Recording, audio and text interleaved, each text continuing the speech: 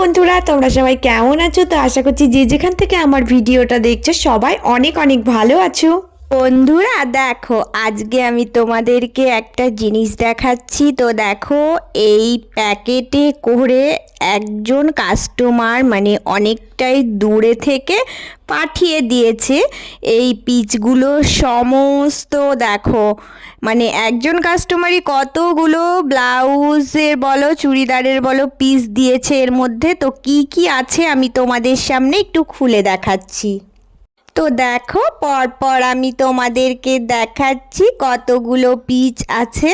তো এগুলো সবই কিন্তু একজন কাস্টমারই আমাকে পাঠিয়ে দিয়েছে। একবার আমার সাথে ব্লাউজ বানিয়ে নিয়ে গেছিল, তো খুব পছন্দ হয়েছিল, সেই থেকে আমার কাছেই বানাতে দেয়। টোটাল 8টা কিন্তু পিচ এখানে আছে। তো বলেছে যে তোমার সময় মতো বানিয়ে রাখবে, আমি গিয়ে ঠিক নিয়ে আসব। তো দিয়ে যাওয়া আর নিয়ে যাওয়ার দায়িত্ব আমার নয়, আমার বাড়িতে পৌঁছিয়ে দেয়, আমি ঠিক সময় মতো বানিয়ে রাখি। তো চলো, এর মধ্যে থেকে আজকে একটা পিচ বার করে নিয়ে দেখি কি বানানো যায়। এই যে এই পিসটা আজকে আমি তোমাদের বানিয়ে দেখাবো। এটা একদম সিল্কের পিস। তো এর ভিতরে একটা সাপোর্টিং দিতে হবে। তো এটা আগে আমি ফার্স্ট তোমাদের মেপে দেখাই। পিসটা মনে হচ্ছে যেন একটু ছোট আছে। তো দেখো, এই দিকের মানে লম্বাটা আছে তোমার 80 সেন্টিমিটারের একটু কম, মানে ওই 79 সেন্টিমিটার, ঠিক আছে। বাট এই দিকের চওড়াটা হচ্ছে তোমার 54 সেন্টিমিটার। তো একটা 34 সাইজ ব্লাউজ হবে, তো আমাকে সেই মতো ঠিকঠাক করে কাটিং করে নিতে হবে, তাহলে কিন্তু সুন্দরভাবে একটা 34 সাইজ গ্লাস হাতা ব্লাউজ বানিয়ে ফেলতে পারবো। তো চলো, এবার আমি এটাকে কাটিং করে দেখাই। একদম নর্মালের ওপরেই একটা ব্লাউজ হবে। তো এখানে আমি দেখো ফার্স্টেই কিন্তু লাইলিনগুলো কেটে রেখেছি।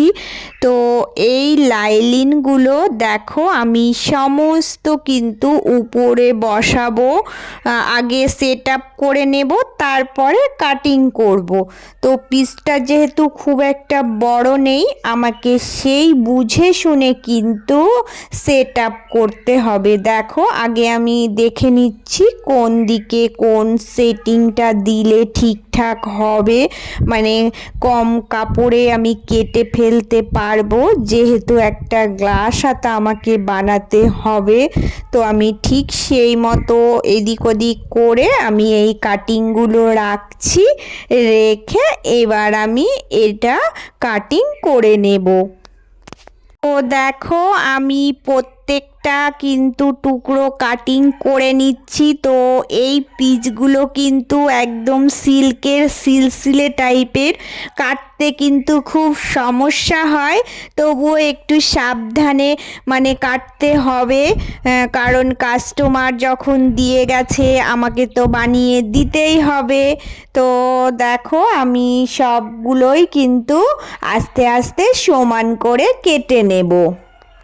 প্রত্যেকটা টুকরোই আমি কিন্তু কেটে রেডি করে নিয়েছি। তো এইগুলো আমি সাইডে রেখে দেব।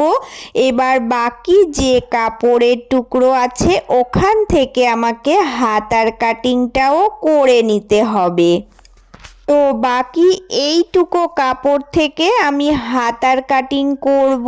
তো নর্মালি একটা গ্লাস হাতা হবে। তো দেখো, আমি 4টে ভাঁজ একসাথে দিয়ে নেব, তাহলে দুটো হাতা একই সাথে বার হয়ে যাবে। তো আমি কিন্তু আগে থেকে লাইলিনটা কেটে নিয়েছিলাম, এটা বসিয়ে সমান করে কেটে নিলেই কিন্তু আমার হাতাটা রেডি হয়ে যাবে। তো দেখো, আমি এবার কাটিংটা করে তোমাদের সাথে আমি ব্লাউজটাও শেয়ার করব কেমন হয়েছে। এবার দেখো, এবার আমি একটা নর্মালি কিন্তু পিঠ কাটিং করে নেব, নর্মাল যে রাউন্ড পিঠ হয়। তো আজকে আর আমি তোমাদের মাপগুলো বলে দিচ্ছি না, তোমরা তো জানো। আর দেখো, একদম নর্মালভাবেই কাটিংটা করছি। আগে আমি এই লাইলিনটা কেটে নিচ্ছি, কারণ হচ্ছে ওই পিসটা সিলসিলে, তো ওই জন্য এটা কাটলে সুবিধা হবে। তো এটা কাটিং করার পরে আমি মেন ফেব্রিকটার ওপরে এটা বসাবো, বসিয়ে দুটোই একসাথে কেটে নেব, তাহলে আমার সুন্দরভাবে কাটিংটা হয়ে যাবে। আজকে আমি তোমাদেরকে একটা জিনিস দেখিয়ে দিচ্ছি। এই যে পিঠের কাপড়টা আমি জুড়বো, কিন্তু তোমাদেরকে একটু মানে সহজভাবে দেখিয়ে দিচ্ছি। নর্মাল ব্লাউজ হোক বা যাই হোক, এই বুদ্ধিটা করবে, তাহলে সহজেই হয়ে যাবে। তো দেখো, এই যে আমি এখান থেকে এই সাপোর্টিংয়ের কাপড়টাতে 3.5 মতো নামিয়ে দেখো আমি দাগ দিয়ে নিচ্ছি। দুই দিকেই কিন্তু দাগটা দিয়ে নিচ্ছি। দাগটা কেন দিচ্ছি সেটা তোমাদেরকে আমি বলে দিচ্ছি। এবার দুটো কাপড় রেখে দেখো একসাথে আমি নর্মাল চাপ সেলাইটা দিয়ে নিচ্ছি। তো যেখানে আমি দাগ দিয়েছিলাম ওই দাগ দেওয়ার জায়গাটাতে আমি ফিতে সেট করব। তো দেখো, ফিতেটা যদি এইভাবে সেট করে দিই তাহলে কিন্তু একই সাথে হয়ে যাবে, আলাদা করে আর জয়েন করার দরকার নেই। তো এখান থেকে দেখো এবার সেলাইটা দিয়ে নিচ্ছি। দিয়ে নেওয়ার পরে দেখো সেম আবার উপরে যে দাগটা দিয়েছিলাম ওখানেও আমি এই ভিতর দিয়ে আরও একটা ফিতে সেট করে একই সাথে সেলাইটা দিয়ে নিচ্ছি। এবার আমি কাটিং লাগিয়ে দেব প্রত্যেকটা জায়গায়। তো কাটিংটা লাগিয়ে সোজা করে তোমাদেরকে দেখাচ্ছি ফিতে দুটো কত সুন্দর সেট আপ হয়েছে, তোমরা নিজেরাই দেখে বুঝতে পারবে। এবার শুধুমাত্র এই পিঠের ওপর দিয়ে একটা চাপ সেলাই দিয়ে দেব, তাহলে কিন্তু পিঠের ডিজাইনটা সুন্দরভাবে সেট আপ হয়ে যাবে। তো এইভাবে করে আমি পিঠের ডিজাইনটা তৈরি করে নিলাম।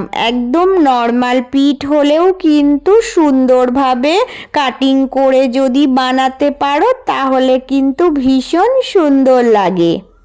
তো দেখো, একদম নর্মালের ওপরে পিঠটা কতটা সুন্দর এসেছে। তো এইভাবে করে আমি পিঠটা সেটিং করে নিলাম। এবার পুরো ব্লাউজটা তোমাদের সাথে রেডি করে দেখাচ্ছি কেমন হয়েছে। তো এই ছিল আজকের আমার ব্লাউজ বানানো। তো পুরো ব্লাউজটা দেখো এইরকম একটা লুক এসেছে, একদম নর্মাল সিম্পল ব্লাউজ। তো এইভাবে বানিয়ে নিলেও কিন্তু সুন্দর লাগে।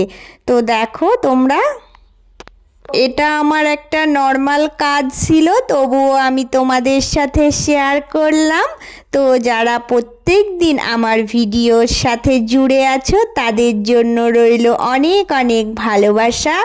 আর যারা নতুন বন্ধু এসেছো প্লিজ তোমরা চ্যানেলটা সাবস্ক্রাইব করে নিয়ে পাশে থেকো। তো সবাই অনেক অনেক ভালো থেকো, সুস্থ থেকো।